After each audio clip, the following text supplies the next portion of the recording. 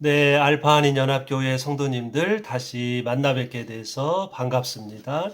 네, 금요 성경 공부 시간이 돌아왔습니다. 오늘은 2021년 5월 14일, 네, 5월의 두 번째 주 금요일 아침입니다. 5월 첫째 주, 또 5월 둘째 주, 마더스데이 여러분 잘 지내셨는 줄로 믿습니다. 이 코로나 기간에 저희들이 금요일마다 성경 말씀을 쭉 통독하면서 함께 하나님 말씀을 묵상하고 또 말씀을 통해서 우리들이 큰 지혜와 깨달음과 위로를 받고 있습니다. 오늘도 그런 시간 되기를 소망합니다. 자, 오늘은 신명기를 우리가 계속 공부했는데요. 이제 오늘은 신명기의 마지막 부분의 말씀입니다. 신명기는 모세의 유언입니다. 가나안 땅에 들어가는 2세대들은 40년 전 시내산에서 받은 율법을 잘 알지 못했습니다. 그래서 모세는 그들에게 율법과 규례와 법도를 설명하였습니다. 모세는 마지막 부분에 해당하는 31에서 34장에서 야곱의 후손 12지파를 축복해 주었습니다. 이제 오늘은 신명기의 마지막 부분 31장, 32장, 33장, 34장 요 이제 4장을 우리가 함께 이제 공부할 건데요. 이 이제 모세가 이 마지막 부분에서 이제 어떻게 후손들을 2세대들을 가르치고 어떻게 인생을 마감하였는지 모세의 마지막 인생을 이제 신명기가 잘 기록을 했습니다. 31장은 여호수아에 대한 말씀, 후계자에 대한 나오고요. 32장은 모세의 노래, 33장은 모세의 축복, 34장은 모세의 죽음에 대한 말씀이 나옵니다. 그러니까 31장에는 이제 여호수아에 대한 이야기가 나오고 그 다음에는 모세의 노래, 모세의 축복, 모세의 죽음 이렇게 이제 모세의 마지막 삶이 기록되어 있는 것을 볼 수 있습니다. 자, 이제 한 장씩 말씀을 살펴보시겠습니다. 31장 여호수아가 모세의 후계자가 되었습니다. 모세가 120살이 되었고 주님께서는 모세가 요단강을 건너가는 것을 허락하지 않으셨습니다. 그래서 모세가 여호수아를 축복하고 격려하였습니다. 모세는 7년마다 돌아오는 안식년, 그 안식년의 가을 초막절 추수감사절에 율법을 온 이스라엘 백성 앞에서 낭독하라고 당부하였습니다. 모세가 운명할 날이 가까워지니 주님께서 모세와 여호수아를 회막으로 부르셨습니다. 주님은 히브리 백성들이 나중에 언약을 깨트렸을 때를 대비해서 모세에게 율법을 노래로 만들어서 히브리 백성들에게 가르치라고 말씀하셨고 여호수아에게는 율법을 책에 기록해서 언약궤 옆에 두라고 말씀하셨습니다. 그러니까 31장에는 이제 이런 내용이 나오죠. 모세가 자신의 후계자로 여호수아를 임명했다. 그 다음 두 번째, 하나님께서 모세와 여호수아를 불러서 각각 사명을 주셨는데 모세에게는 히브리 백성들에게 율법의 노래를 가르쳐 줘라. 노래. 그 다음에 여호수아에게는 율법을 책으로 만들어서 지성소의 언약궤 옆에다가 그 율법 책을 놓아라. 이렇게 하나님께서 모세와 여호수아에게 뭐랄까요? 마지막 미션 사명을 주셨다. 그것이 31장의 내용입니다. 세번역 성경을 보면은요. 여호수아가 모세의 후계자가 되다. 31장에 나오죠. 모세가 31장 2절 이제 내 나이가 120살이고 내가 더 이상 당신들을 지도할 수 없고 하나님께서는 내가 요단강을 건너가는 것을 이제 허락하지 않으셨다. 그래서 여호수아를 이제 가나안 땅을 인도할 지도자로 후계자로 내가 임명합니다. 이제 그런 말씀이 쭉 나오고요.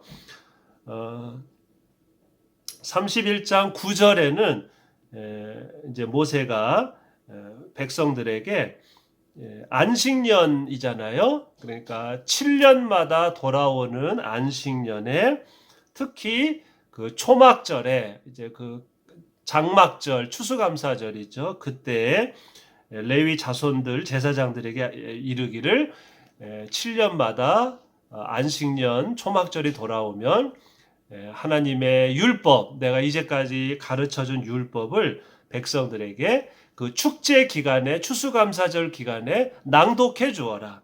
그래서 백성들이 처음부터 끝까지 말씀을 읽고 다시 한번 기억하게 하여라. 이제 그런 말씀이 나오고요. 31장 14절 주님께서 모세에게 하신 마지막 지시, 그렇죠? 마지막 미션, 마지막 사명이 나오는데 모세에게는 백성들이 늘 마음의 율법을 마음에 두려면 노래가 좋잖아요. 그래서 율법을 노래로 만들어서 우리가 찬송가를 부르듯이 작사 작곡해서 노래로 만들어서 백성들에게 가르쳐 주어라. 그런 말씀. 그 다음에 이 율법책을 이제 언약궤 옆에다가 두어서 그 언약궤에 십계명이 들어있지 않습니까? 그런데 십계명 외에 여러 가지 율법, 더 많은 율법을 언약궤 옆에다가 두어라. 그래서 뭐랄까요? 안식년마다 율법책을 낭독하고, 그 다음에 율법을 노래로 부르고, 그 다음에 율법을 책으로 만들어서 언약궤 옆에 두어서 백성들이 율법을 잊어버리지 않도록 이렇게 여러 가지의 잊어버리지 않는 방법을 이제 하나님께서 세 가지로 가르쳐 주신 거죠. 네. 율법을 7년마다 처음부터 끝까지 읽어라. 그 다음에는요, 율법책을 노래로 찬송가를 만들어라. 그 다음에 율법을 책으로 만들어서 언약궤 옆에 두어라. 이렇게 지시를 내렸습니다. 32장은 하나님이 지시하신 바로 이 모세의 노래, 찬송가 그 가사를 기록했습니다. 모세가 이스라엘 총회에 모인 모든 사람에게 이 노래를 들려주었습니다. 그 가사에 이런 게 나오죠. 하나님은 반석하시는 일마다 완전하고 그의 모든 길은 올곧다. 그는 거짓이 없고 진실하신 하나님이시다. 그러나 너희는 이방 신을 섬겨서 주님께서 질투하시게 하였으며 역겨운 짓을 하여 주님께서 진노하시게 하였다. 그러나 이제는 알아라. 나 밖에는 다른 신이 없다. 나는 죽게도 하고 살게도 한다. 나는 상하게도 하고 낮게도 한다. 아무도 내가 하는 일을 막지 못한다.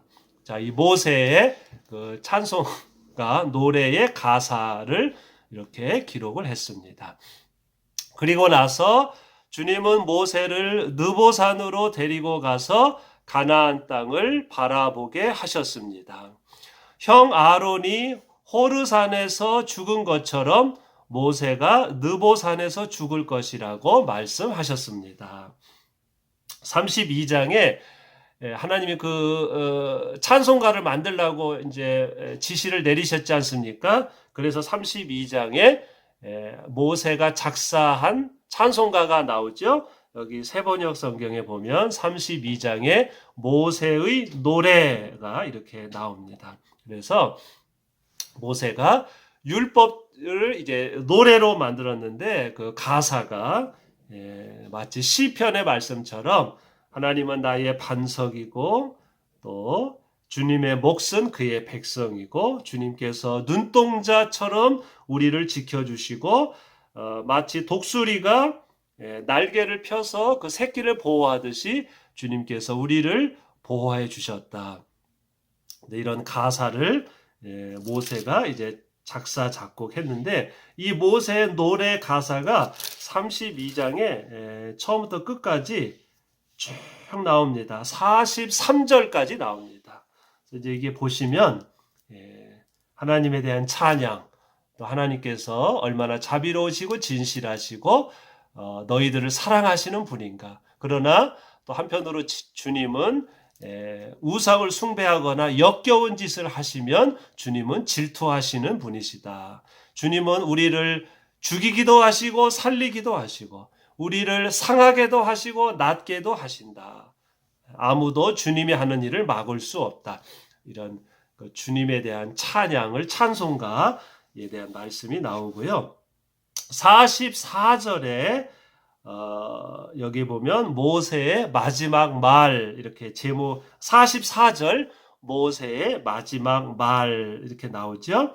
그래서 유언으로 백성들의 후손들에게 주님의 말씀을 가르쳐 주어라. 그리하면 너희가 오래오래 잘 살 것이다.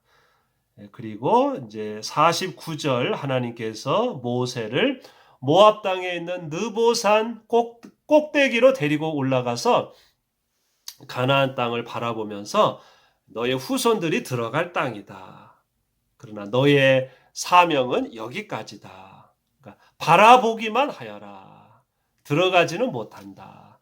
이제 들어가는 건 여호수아가 들어간다. 이렇게 말씀하시고 너의 형 아론이 호르산에서 죽은 것처럼 너는 이 느보산에서 하나님께로 돌아갈 것이다. 32장 50절 이렇게 기록을 했습니다. 어쨌든 31장은 여호수아에 대한 말씀, 32장은 모세의 노래, 모세의 찬송가 이제 나오죠. 자, 33장은요. 이제 2장밖에 남지 않았는데 33장은 이제 찬송가를 지었죠. 그럼 이제 뭐 해야 되겠습니까? 죽기 전에 후손들을 축복해 주는 거죠. 이 33장을 보면요. 창세기의 마지막 장, 야곱이 자기 12아들을 축복해 주는 말씀과 똑같다는 걸 알 수 있죠. 모세도 야곱처럼 이제 12지파를 마지막 죽기 전에 축복해 주었습니다. 33장 모세 축복을 기록했습니다. 모세는 죽기 전에 12지파의 이름을 하나씩 부르며 각 지파를 축복해 주었습니다. 루벤, 유다, 레위, 베냐민, 요셉 지파, 에브라임과 므낫세, 그다음에 스불론, 이사갈, 갓, 단, 납달리, 아셀 지파 12지파의 이름을 부르며 각 지파를 위해 기도해 주었습니다. 특히 레위 지파를 향해서는 그들이 동포들에게 주님의 바른 길과 율법을 가르치며 주님 앞에서 향을 피워 올리고 주님의 제단에 번제를 드리게 해달라고 기도하였습니다. 요셉 지파를 향해서는 요셉이 그 형제 가운데 지도자였으니 그들이 들어갈 땅이 온갖 좋은 산물로 가득 차게 해달라고 기도하였습니다. 야곱과 똑같죠. 야곱이 12아들을 죽기 전에 축복한 것처럼 모세도 12지파를 축복해주고 또 각 지파의 사명을 이제 말씀해 주었는데요. 레위 지파는 이제 영적인 제사장, 그 이스라엘 전체가 제사장이지만 그 중에 12지파의 또 제사장이 레위 지파니까 레위 지파가 백성들에게 하나님 말씀을 잘 가르치고 예배를 잘 인도하게 해달라. 그죠? 그 다음에 요셉 지파는 요셉의 두 아들 에브라임과 므낫세, 요셉 지파는 이제 요셉의 후손이기 때문에 물질적으로 가장 형통하는 복을 내려달라고 이렇게 각각의 지파에게 축복해 주고 이제 모세가 운명하는 거죠. 33장은 모세의 축복, 그죠?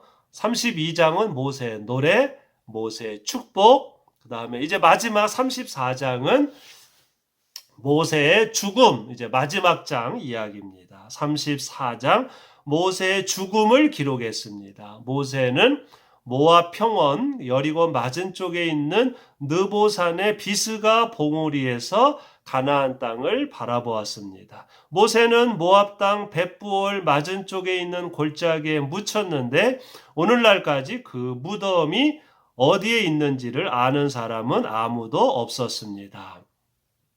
모세가 죽을 때의 나이가 120살이었으나 그의 눈은 빛을 잃지 않았고 기력은 정정하였습니다.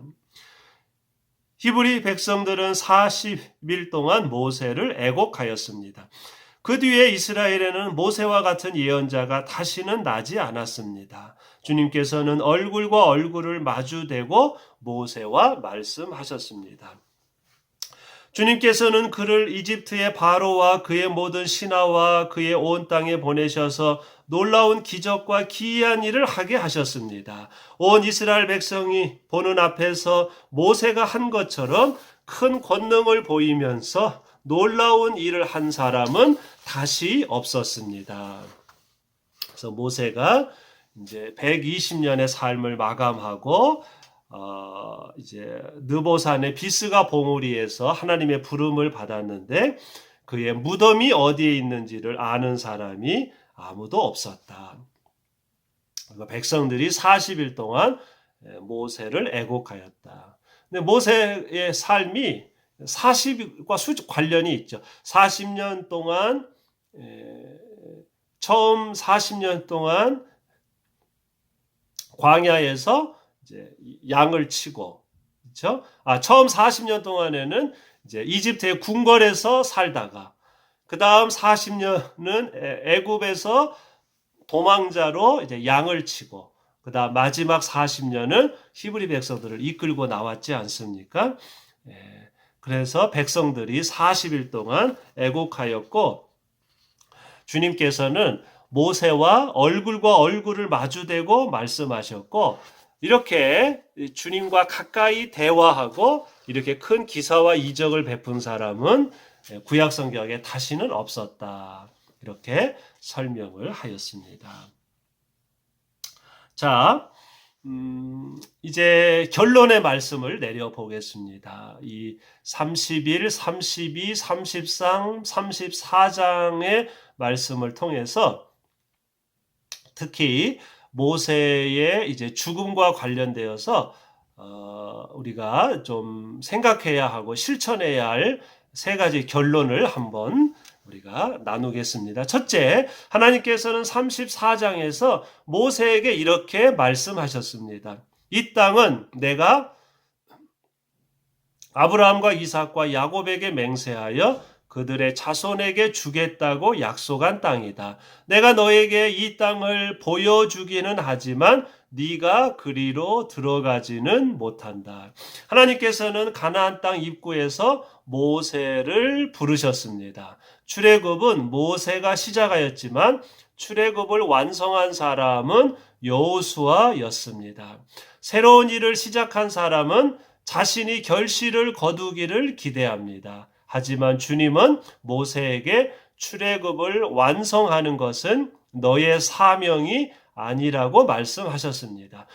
모세는 분명 섭섭한 마음이 있었을 것입니다. 후손들이 좋은 열매를 거둘 수 있도록 이민 1세대들이 열심히 터전을 닦는 것도 보람 있는 일일 것입니다. 믿음의 사람은 주님의 부름에 순종하는 사람입니다.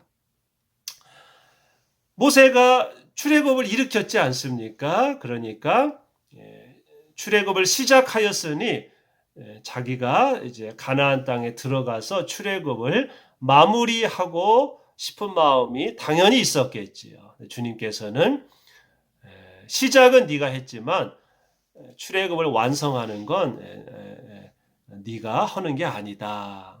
거기까지가 너의 사명이다. 이렇게 말씀하셨죠. 그러니까 모세 입장에서는 꿈에 그리던 가나안 땅을 못 들어가니까 얼마나 섭섭한 마음이 있었겠습니까? 우리가 씨를 뿌리면 내가 씨를 뿌렸으니까 내가 열매를 거두어야 하지요. 그러나 때로 하나님의 일은 나는 열심히 씨를 뿌리고 또 다른 후손들이 열매를 거둘 때도 있지요. 꼭 내가 씨를 뿌렸으니 내가 열매를 거두어야 된다. 이런 생각을 우리가 해서는 안 되고 씨를 뿌리라면 뿌리고 거두라면 거두고 우리는 그저 주님의 말씀에 순종할 뿐입니다. 이렇게 내 영광이 중요한 것이 아니라 주님이 지시하는 대로 내가 사명이 무엇이든지 그것에 감사하며 우리의 맡은 일을 감당하는 거지요. 우리가 이민 1세대들이 이곳에 와서 고생하고 그렇습니다. 우리는 1세대들은 고생하다가 인생이 다 끝납니다. 그러나 또 1세대가 고생했기 때문에 2세대들이 이 땅에서 또 행복하고 윤택한 삶을 누리지 않습니까? 그것처럼 뿌리는 자의 사명이 있고요. 또 뿌리는 것 자체만으로도 귀한 사명이라는 것을 우리가 기억하면서 주님의 부름에 아멘하고 순종하는 우리들이 되어야 하겠습니다. 두 번째, 모세는 평생의 목표였던 가나안 땅에 들어가지 못했습니다. 하지만 모세는 마지막까지 충성하였습니다. 그래서 히브리서 3장 5절은 모세를 이렇게 평가하였습니다. 모세는 하나님께서 장차 말씀하시려는 것을 증언하기 위한 일꾼으로서 하나님의 온 집안 사람에게 성실하였습니다. 이게 히브리서의 평가고요. 또한 민수기 12장 3절은 모세가 땅 위에 사는 모든 사람 가운데서 가장 겸손한 사람이라고 기록했고, 또 신명기 34장 10절은 주님께서 얼굴과 얼굴을 마주대고 모세와 말씀하셨다고 기록하였습니다. 모세는 여호수아를 후계자로 임명하고 모든 것을 내려놓고 호련히 세상을 떠났습니다. 마지막까지 온유함과 겸손함과 성실함을 잃지 않았고 마지막에 모든 권한을 내려놓고 호련히 떠난 모세의 삶이 우리에게 귀감을 주고 있습니다. 민족의 위대한 지도자 아닙니까? 그러면 뭐랄까요?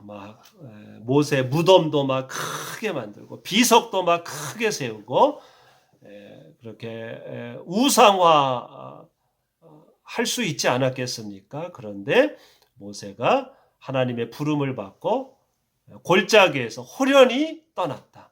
아무도 그의 무덤을 본 사람이 없다. 이렇게 마지막 그의 삶을 아주 깨끗하게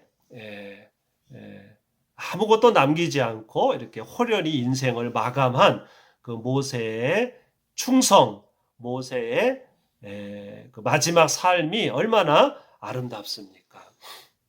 때때로 우리 사람들을 보면 또 한국 기독교를 보면 그 마지막에 인생의 마지막에 또는 일부 원로 목사님들이 자기 인생의 마지막에 막 교회를 자기 아들에게 세습하고 막 교회에게 부당한 대우를 요구하고 자리에서 막 안 내려오려고 하고 정년을 막 마음대로 연장해서 70세, 80세까지 목회하고 뭐 그런 일들이 우리가 대형 교회에서 보지 않습니까? 추하죠.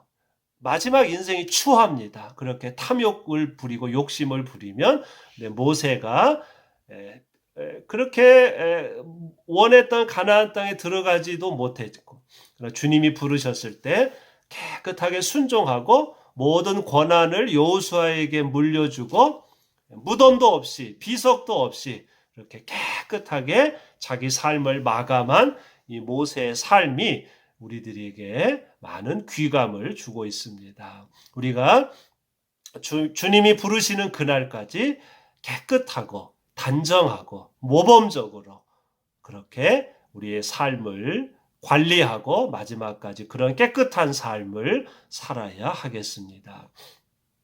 마지막 모세는 가나안 땅에 들어가는 2세대 신세대들에게 율법을 설명해 주었습니다. 그는 젊은 세대들을 위해서 젊은 세대들이 알아들을 수 있도록 율법을 체계적으로 설명해 주었습니다. 모세가 젊은이들을 사랑할 뿐만 아니라 젊은이들과 호흡하고 젊은이들을 이해하려고 노력하였다는 것을 알 수 있습니다. 인생의 마지막에 후손을 축복하고 떠나는 사람은 복이 있습니다. 신명기서는 우리의 신앙이 후손들에게 흘러 들어가야 하고 후손들과 대화하고 후손들을 이해하고 후손들을 배려하고 후손들을 사랑해야 한다는 것을 가르쳐 주고 있습니다. 모세가 신명기서 자체가 가나안 땅에 들어가는 젊은이들, 후손들 2세대들에게 율법을 차근차근 쉽게 알아들을 수 있게 설명한 책이죠. 그 모세가 나이는 많았지만 늘 후손들과 대화하고 후손들을 위해서 그런 책을 쓴 것을 알 수 있습니다. 우리의 신앙이 후손들을 위해서 배려하고 또 그들의 신앙생활이 중단되지 않도록 노력하는 그런 삶을 우리가 살아야 할 줄로 믿습니다. 기도하겠습니다. 하나님, 오늘까지 신명기서 1장에서 34장까지의 말씀을 저희들이 함께 묵상했습니다. 특히 오늘 말씀을 통해서 모세가 하나님의 부름을 받을 때에 여호수아를 후계자로 임명하고 그리고 후손들을 위해서 율법을 노래로 만들어서 후손들에게 가르치고 그리고 12지파를 축복하고 그리고 마지막에 하나님의 부름 앞에서 깨끗하고 또 단정한 그런 깨끗한 마지막 인생을 죽음을 맞이하였다는 것을 오늘 말씀을 통해서 저희들 배웠습니다. 주님, 때때로 인생을 살다 보면 아쉬움도 있고 섭섭함도 있지만 그러나 저희들은 오직 주님의 자녀이오니 주님께서 맡겨주신 사명을 감당하면 비록 열매를 거두지 못할지라도 열심히 씨를 뿌리는 것 저희들이 해야 할 사명인 줄로 믿습니다. 또한 모세처럼 인생의 마지막에 모든 욕심을 내려놓고 하나님 부름 앞에 후손들 앞에 떳떳하고 깨끗하고 또 모범과 존경을 갖는 그런 마지막 삶을 살 수 있도록 인도하여 주옵소서. 예수 그리스도의 이름으로 기도하옵나이다. 아멘. 네, 감사합니다. 신명기서를 우리가 다 마쳤습니다. 다음 주부터는 이제 여호수아 또 1장부터 5장까지 공부하도록 하겠습니다. 성도님들 이 가정의 달 모든 가정 건강하시고 행복하시기를 빕니다. 다음 주에 뵙겠습니다. 안녕히 계세요.